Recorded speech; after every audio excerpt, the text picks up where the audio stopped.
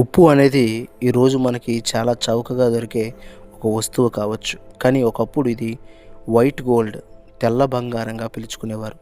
ఎందుకంటే ఈ ఉప్పు కోసం యుద్ధాలు జరిగేవి. ఎన్నో అనర్థాలు జరిగాయి. క్రీస్తు పూర్వం 6వ శతాబ్దంలో రోమన్ సైనికులకు జీతంలో కొంత భాగంగా ఉప్పునే ఇచ్చేవారు. దీనినే లాటిన్ భాషలో సెలేరియం అనేవారు. దీని నుండే శాలరీ అనే పదం ఇంగ్లీష్లో మనకి వచ్చింది. ఉప్పు సరఫరా చేసే రహదారులను కాపాడుకోవడానికి రోమన్లు ఎన్నో యుద్ధాలు చేసేవారు. ఉప్పు నిల్వ ఉన్న ప్రాంతాలను వారు స్వాధీనం చేసుకోవడమే ముఖ్య లక్ష్యంగా ఉండేది. 1789లో ఫ్రెంచ్ విప్లవం జరగడానికి ఉప్పు ఒక ప్రధాన కారణం. ఫ్రాన్స్ ప్రభుత్వం ఉప్పుపై ఎక్కువగా పన్నులు వేసేది. అది పేద ప్రజలు కొనలేకపోయేవారు. ప్రజల్లో పెరిగిన ఆగ్రహం చివరకు ఫ్రెంచ్ విప్లవానికి దారితీసింది. వేల సంఖ్యలో ప్రజలు ఉప్పును అక్రమంగా తరలిస్తూ జైలు పాలయ్యారు. ఉప్పు పన్ను రద్దు చేయడమే ఆ విప్లవ ప్రధాన డిమాండ్గా ఉండేది. క్రీస్తు పూర్వం 7వ శతాబ్దం నుండి చైనాలో ప్రభుత్వం ఉప్పు వ్యాపారాన్ని తన ఆధీనంలో పెట్టుకుంది. ఉప్పు అమ్మడం ద్వారా వచ్చిన లాభాలతోనే China great wall of China నిర్మాణానికి నిధులను సమకూర్చుకుంది. ఉప్పు స్మగ్లర్లకు సైనికులకు నిరంతరము యుద్ధం జరుగుతూనే ఉండేది.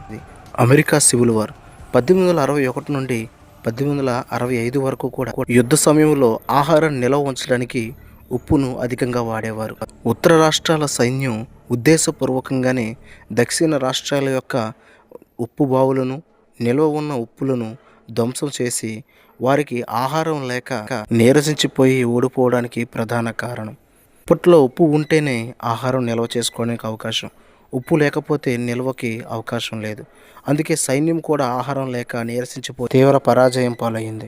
భారతదేశంలో ఉప్పు సత్యాగ్రహం 1930వ సంవత్సరంలో ఇది నేరుగా యుద్ధం కాకపోయినా కూడా బ్రిటిష్ సామ్రాజ్య పునాదులను కదిలించిన పోరాటం. భారతీయులు సొంతంగా ఉప్పు తయారు చేసుకోకుండా ఉప్పు పైన భారీగా పన్ను విధించారు. దీనికి వ్యతిరేకంగా మహాత్మా గాంధీ గారు దండి యాత్ర మొదలుపెట్టారు. ఉప్పు అనే చిన్న వస్తువు భారతదేశ స్వతంత్ర పోరాటంలో అతిపెద్ద మలుపుగా మారింది. అందుకే అప్పట్లో ఉప్పు కంటే విలువైనది ఏదీ లేదు. బంగారం కూడా ఉప్పు దగ్గర ఎందుకు పనికిరాని ఒక వస్తువుగా మిగిలిపోయేది. అప్పట్లో చాలామంది ప్రజలు బంగారాన్ని ఇచ్చి ఉప్పుని తీసుకుని వెళ్ళేవారు. అంటే చూడండి ఉప్పు ఎంత విలువైందో. అందుకే అప్పట్లో వైట్ గోల్డ్ అని ఉప్పుని పిలిచేవారు. ఈరోజు మనకు అది చాలా చౌకగా దొరుకుతుంది. మనకి ఈరోజు ఉప్పు చాలా చౌకగా దొరుకుతుంది. కానీ ఒకప్పుడు మనుషులు బంగారాన్ని ఇచ్చి ఉప్పుని తీసుకుని వెళ్ళేవారు. ఉప్పు కంటే విలువైంది ఏదీ లేదని వారు నిర్ణయించుకునేవారు. కాబట్టి ఇలాంటి మరిన్ని కథల కోసం మన ఛానల్ ఇప్పుడే మీరు సబ్స్క్రైబ్ చేసుకుని సపోర్ట్ చేయండి.